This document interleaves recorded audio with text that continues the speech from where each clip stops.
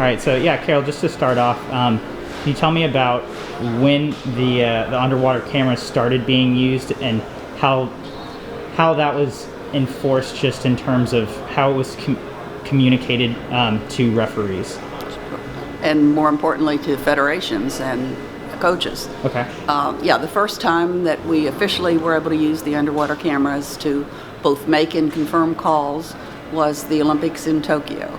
And that was communicated to all of the federations ahead of time and gone over at the team leaders meeting with the explanation of how it would be handled and some slides illustrating what you could see and so on.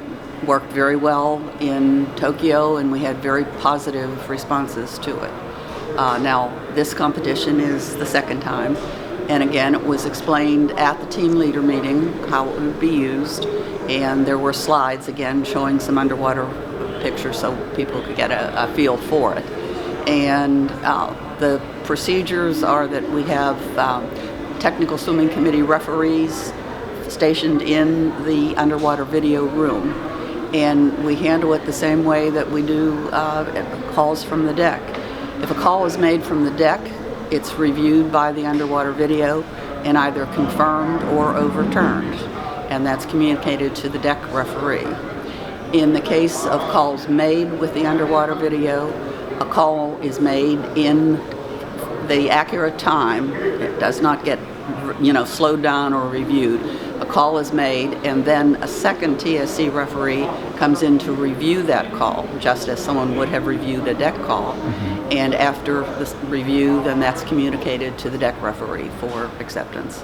So it's a pretty good procedure.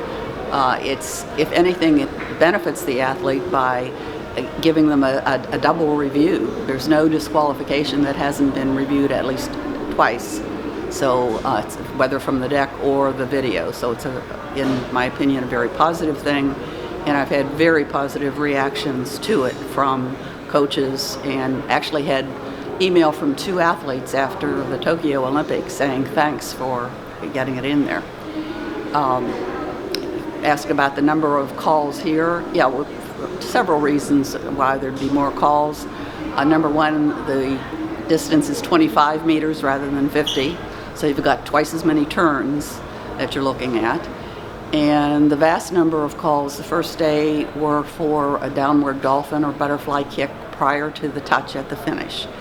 And when we do seminars and clinics with officials, we talk about that being one of the toughest calls. We talk about a half a dozen very difficult calls for officials to make. And that's one of them.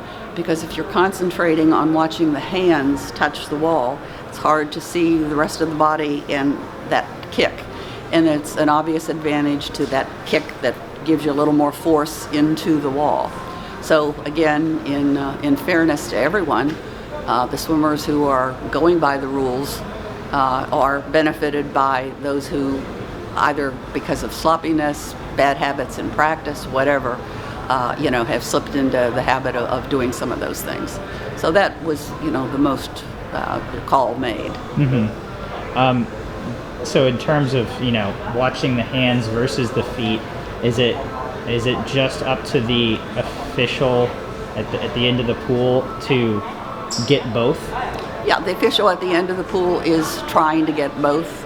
Sometimes that's possible, sometimes it's not. The size of the athlete makes a difference. The strength of their stroking and the water turbulence that they create, those are all factors. So you're trying to see both things.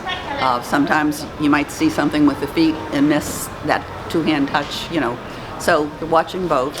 And again, the camera's a second set of eyes so that you can see both.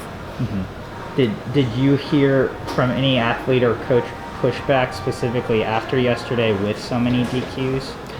The 4 coaches who came to look at the video, and we have taken coaches in and allowed them to see these things, all 4 said, "Thank you very much. Obviously, my swimmer made a mistake."